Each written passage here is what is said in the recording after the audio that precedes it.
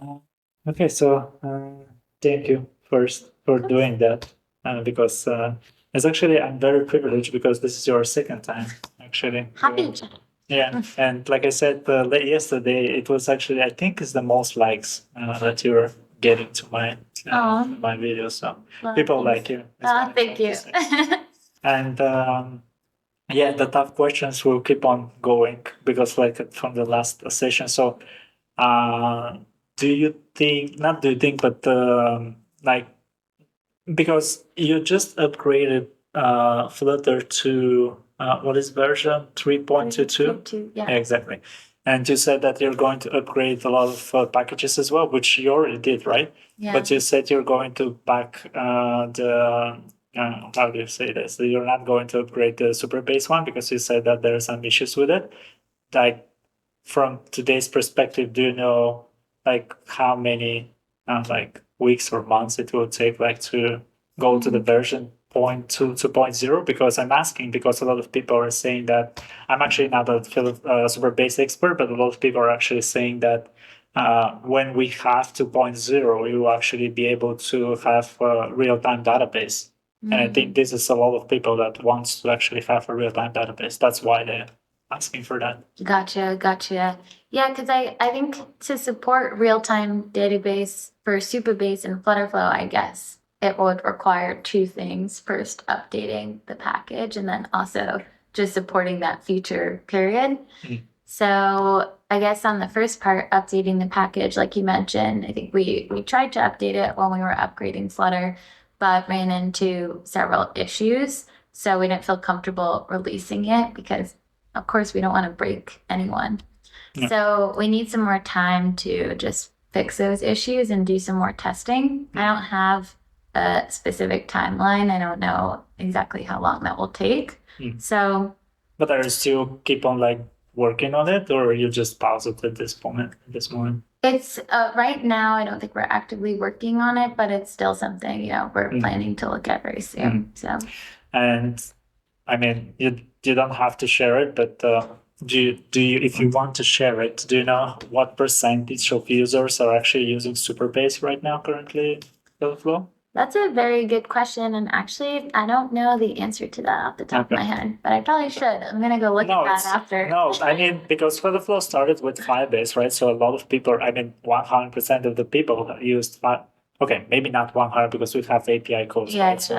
So like, let's say. Definitely a big chunk use Firebase for sure. Yeah, exactly. Let's say like 80-20. But now with Superbase, I think a lot of, like, based on my audience in Discord, like, to be honest, they're like 50-50. 50% are using Superbase, 50% are using Firebase. But of course, this is not right. I have like 800 people, so that's not nothing, right? Yeah. According to all the users of Flutterflow.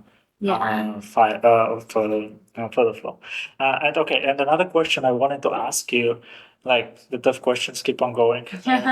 So you mentioned you had actually you I was actively working on the real-time editor, real-time text editor. No, not the rich text editor. And you just paused as well. Do you think like in the future you're going to like keep on working on that to release it, or you decided okay that's I mean enough is enough. It will not like we don't want to spend more resources to work on that anymore.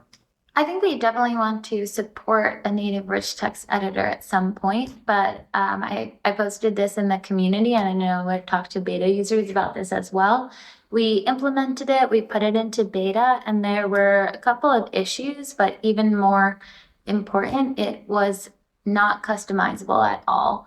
So it just really didn't have a lot of options for users to make it look and feel good inside of their application. And we felt like it was just going to maybe do more harm than good for users because it wasn't adding any more value than things that they could get from the marketplace.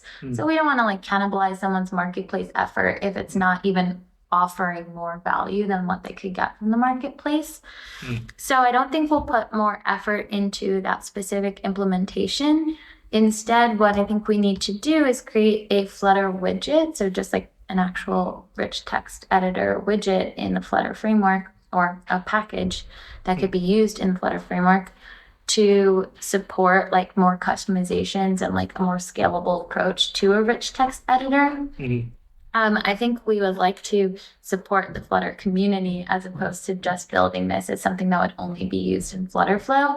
But we have to just, figure out the right approach, like figure out what package makes the most sense and maybe work with the Flutter community a bit more to add the right properties so that it's more customizable and less prone to errors. That's great. So what you're saying is that you're actually looking for a way to also like enhance the Flutter community as well, not only Flutter Flow. So will that means that in the future you also like keep on doing that, like keep on like helping Flutter community as well, also? Definitely. I mean, the Flutter community is one of my favorite communities, obviously. Yeah, I think we would love to give back to the Flutter community. One thing that's really difficult about the Flutter ecosystem is that a lot of people are building these packages in their free time. So, Flutter doesn't natively have a rich text editor widget. The ones that are available and the ones that we were building on top of were things that were built by the community. So it's people who are just doing this for fun and maybe aren't doing it for their job or getting paid for it. So we're trying to figure out the best ways that we can support the Flutter community and make the ecosystem more scalable. Okay, that sounds amazing. And a couple of hours actually, you have released the latest update of Flutter Flow. I should talk about that. And this is the streaming API, which we talked unofficially, non-recorded. But I'm not going to talk about the streaming API. I'm going to talk about the local run that you actually implemented the debug panel into local run. So what do you think? Like, do you have like some kind of expectation? Like, are what percentage of people are actually using local run, and what is like accomplishing your perspective of like thinking? Like, what I'm trying to ask is that are users now, do you have like this statistic or something like that? Are users actually using test mode right now, or more they're shifting to local run right now? Because if you ask me, local run is much, much better than test mode. But do you have like this like knowledge about the users? Yeah, I think more people are still using test mode, but definitely local run is becoming more popular. The hard thing about local run is it's a bit error prone because you are working in a local environment. So maybe you run into some like Cocoa Pods issue or whatnot. But I think we've actually done a pretty good job of solving a lot of those. I know in the beginning we like had a couple of errors that we heard from the community, and I think we've pretty much resolved most of those. I personally love local run. Hot reload, amazing. It's so much faster and easier to develop. So I'm really excited about the debug panel being available for it. So do you think like in the future you're going to like more push people to use local run than test mode? Do you think like you're Um, going to think about in this perspective? That's a really great question. And I don't think that's necessarily will be our approach because I do think it will always require some setup, right? You have to have the ability to install Flutter locally and install some dependencies. And maybe that's not always available based on like the machine that you're on, or maybe like I don't know, there are just some limitations, or if you're new to development, you might be like looking at stuff that's a bit more technical than what you're comfortable with. So I think test mode sessions will always exist. And we're also putting a lot of effort into making that a better experience. Like I think we've been posting, as we post updates on things we're working on, I've mentioned that we're really working on performance and trying to make the performance of code exports and test mode sessions a bit faster. So I think So you're that not going both. to pass test mode. You No, just keep on working on that. we don't have any plans to do that right now, and I think we'll make it. I think we'll still try to support both. I think what will probably happen in my ideal world, like we make test mode so good. And one thing that's nice about test mode is we control that entire UI. So we can build all kinds of stuff into it. We've built the local or the debug panel for local run as the DevTools extension, which is great, but we don't have like full complete control over that experience because we're just building an extension into DevTools. But when it comes to test mode session, we own that's like all our code, so we can kind of control what that entire experience looks like. So if we can make it faster and support like faster iteration, and maybe have that more tightly integrated with the canvas, like the actual builder, I feel like that would be a great experience. And then maybe you go to local run when you want to test like platform specific things. Like you need to actually build your app for iOS or Android versus just having it built for web. But right now, for example, in test mode, the platform it's still like web, isn't it? So I don't think like in the, I mean, you say that, but do you think like in the future we can change that and there's just, for example, be mobile? I don't think so, right? No, It will like be only web. yeah, the way I see it is you would still use test mode because I think most, of course, there might be some packages that only work on like iOS or Android, but I think the biggest thing is really the like look and feel of your app and how it looks. Like maybe it's got responsive design, so it looks one way on web, and then when you have it constrained to a smaller device frame, then it looks differently. So of course we've solved for that piece because you can kind of control the device frame and you can have it built for or have it in the iOS device frame in test mode session. So hopefully maybe if we make test mode sessions amazing, then you can get like 90% of the way there in your building just by staying in the web. And then you only have to go to local run when you need that like fine tuning for like super platform specific things. Okay, but do you know that I have actually created a community post like a long time ago about the restrictions of test mode and run mode? Have you actually? Oh no, but I know like we have our whole like known issues thing. Yeah, you did, but actually, to be honest, I don't think like you have stated all the like restrictions. I'm not saying that maybe this is not an issue, but for example, I'll just give you one example. You can. I don't think you have access to the requirements. For example, you don't. I don't think you have access to the microphone, for example, of the like let's say for if you're using a computer, Mac or whatever. Like for the camera, you need to publish it to the web in order to have like in order to have permission. So the pop-up for the permission will like pop up and you will click it. But for in test mode, it's not. And there are like a bunch. Like I think assets also sometimes it's not working in test mode very well. So do you think like this? Do you think like in the future you're going to work like in this perspective to make it like you already probably said that you are, but I'm just going to ask that. I think like from my perspective, I would want to make the experience in our builder as powerful as it can be. So like what you're seeing live as you're building as powerful as it can be, then like preview mode as powerful as it can be, and then also test mode sessions. Um, so I'm sure there will be some technical limitations for what we're able to do. Like if we're using a package under the hood that doesn't work on web and maybe that's what accesses camera, that would be pretty hard for us to do. So like I think the goal would be to make it as powerful and robust as possible, but it's I'm not sure what technical limitations or like how much time those things would take. Okay, two more questions. I hope we have time. So the first question from the two is you have the app FF Preview, I think is the name of the app that you can actually preview the apps that you are building. It's working like Oh, for Android it works, right? Is it not available on iOS? I've never actually used it. I've heard about it. okay. So my question is not relevant then. I was just about to ask that. I think that this app is actually using test mode, so that's why so my question was if you improve test mode in the future, probably the app will work better, isn't it?